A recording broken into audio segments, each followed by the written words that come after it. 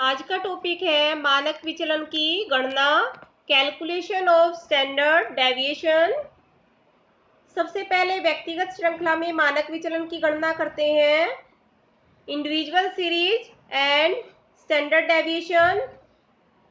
इसके अंतर्गत प्रत्यक्ष विधि उस समय अधिक उपयोगी होती है जब समांतर माध्य पूर्ण अंक में आता है। प्रत्यक्ष विधि में मानक विचलन की गणना करते हैं। इसके लिए फॉर्मूला है, मानक विचलन बराबर है वर्गमूल सिग्मा एक्स स्क्वेयर बटे एन। और इसको सरल रूप में हम इस तरह से भी लिख सकते हैं, वर्गमूल sigma x minus x bar की स्क्वेयर बटे एन। दोनों ही तरीके से हम मानक विचलन की गणना कर सकते हैं। यहाँ पर सिग्मा जो साइन है ये मानक विचलन का साइन है, x माइनस एक्स बार समांतर माध्य से विचलन है और सिग्मा एक्स स्क्वेयर विचलन वर्गों का जोड़ है, n मदों की संख्या है और x बार समांतर माध्य है। अब एक एग्जाम्पल लिया है जिसमें हम मानक विचलन को निकालेंगे। 10 विद्यार्थी हैं, उनके प्राप्त अंक दिए हुए हैं, तो मानक विचलन की गणना करते हैं। इसके लिए सबसे पहले हमने क्रमांक को नोट कर लिया है, 1 से 10 तक है, तो n बराबर है 10। इसके बाद अंकों को नोट कर लिया है और नीचे अंकों का टोटल किया है, सिग्मा x बराबर है 110। अब हमें समांतर माध्य निकालना है x बार। तो समांतर माध्य निकालने के लिए फॉर्मूला है, x बार बराबर है सिग्मा x बटे n। तो सिग्मा x 110 है, 110 बटे 10, तो इसको सोल्व करेंगे तो समांतर माध्य आ जाता है 11। अब विचलन निकालेंगे, x बार है हमारे पास, विचलन निकालने का फॉर्मूला है x माइनस एक्स बार। तो x हमारे पास है, x बार हमने निकाल लिया है, तो 12 माइनस 11 1 आ गया है, 8 माइनस 11 माइनस के 3 आ गया है। इस तरह से सभी विचलन हम ज्ञात कर लेंगे और अब उसके बाद निकालेंगे विचलन का वर्ग। विचलन का वर्ग एक्स स्क्वेयर, तो सभी जो विचलन है उनका वर्ग करते चले जाएंगे और नीचे उनका टोटल करेंगे। टोटल सिग्मा एक्स स्क्वेयर आ जाता है 244। इसके बाद मानक विचलन को निकालना है। मानक विचलन बराबर है वर्गमूल सिग्मा एक्स स्क्वेयर बटे एन। तो 244 बटे 10 और इसका वर्गमूल करेंगे। सोल्व करके देखते हैं, सोल्व करने के बाद वैल्यू आ जाती है 4.94। तो मानक विचलन आ गया है 4.94। अब मानक विचलन गुणांक निकालना है। इसके लिए मानक विचलन को समांतर माध्य से भाग करेंगे। तो 4.94 को 11 से भाग करेंगे और वैल्यू आ जाती है 0.45। इसके बाद विविक्त श्रृंखला या आवर्ती व्यू श्रृंखला, इसको डिस्कैरेट सीरीज या फ्रीक्वेंसी एरे भी कहते हैं। तो इसके अंतर्गत हम मानक विचलन की गणना करते हैं। तो प्रत्यक्ष विधि में मानक विचलन को निकालने के लिए फॉर्मूला है हमारे पास,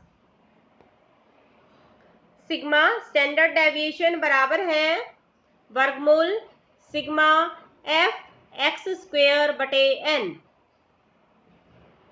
सिग्मा एफ एक्स स्क्वेयर विचलन वर्ग और आवृत्तियों के गुणनफल का योग है बटे एन मदों की संख्या है।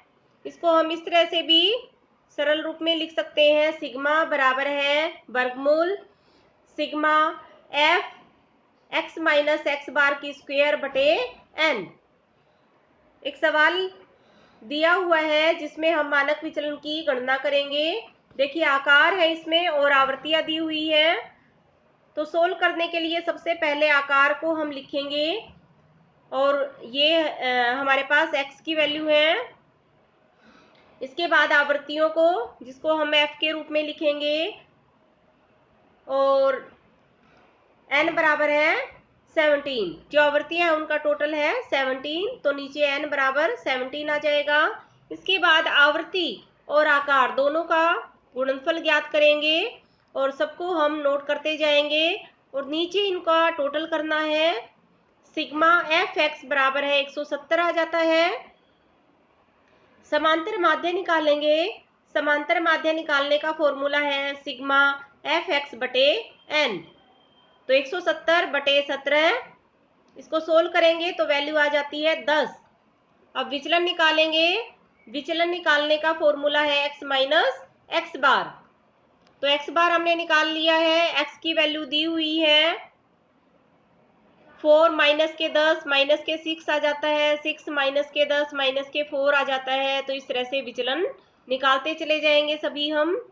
इसके बाद विचलन का वर्ग करेंगे और इसके बाद विचलन वर्ग और आवृत्ति दोनों का गुणनफल करेंगे और गुणनफल को लिखते चले जाएंगे। नीचे हमें विचलन के वर्ग और आवृत्तियों का टोटल करना है। सिग्मा एफ एक्स की स्क्वायर बराबर 160 आ जाता है। अब मानक विचलन निकालने के लिए हम फॉर्मूले में वैल्यू को पुट करते हैं। फॉर्मूले में वैल्यू को पुट करने के लिए एफ सिग्मा एफ एक्स की स्क्वायर बटे एन और इसका वर्गमूल, तो यहाँ पर आ जा हमारी वैल्यू है 160 बटे 17। इसका वर्गमूल करेंगे, इसको सोल्व करेंगे तो वर्गमूल 9.41 आ जाता है और इसका वर्गमूल निकालने के बाद आता है 3.07। तो मानक विचलन आ जाता है 3.07।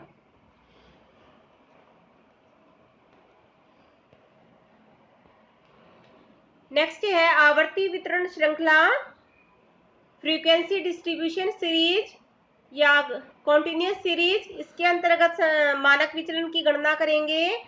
प्रत्यक्ष विधि के अंतर्गत फॉर्मूला है सिग्मा बराबर है वर्गमूल सिग्मा एफ एक्स की स्क्वायर बटे एन।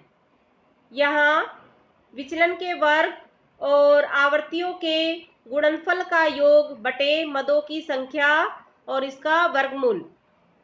इसको सरल रूप में हम दूसरे फॉर्मूले के रूप में भी लिख सकते हैं। सिग्मा बराबर है वर्गमूल, ये यहाँ वर्गमूल है, sigma f into x minus x bar की स्क्वायर बटे एन। तो एक सवाल लेते हैं जिसमें आकार और उनकी आवृत्तियां दी हुई हैं और इसमें हम मानक विचलन की गणना करेंगे। देखिए आकार को हमने लिख लिया है। यहाँ आकार वर्ग के रूप में दिया हुआ है 0 से 2, 2 से 4। तो इसके लिए हमें m निकालना होगा, मध्य मूल्य इनका। मध्य मूल्य निकालने के लिए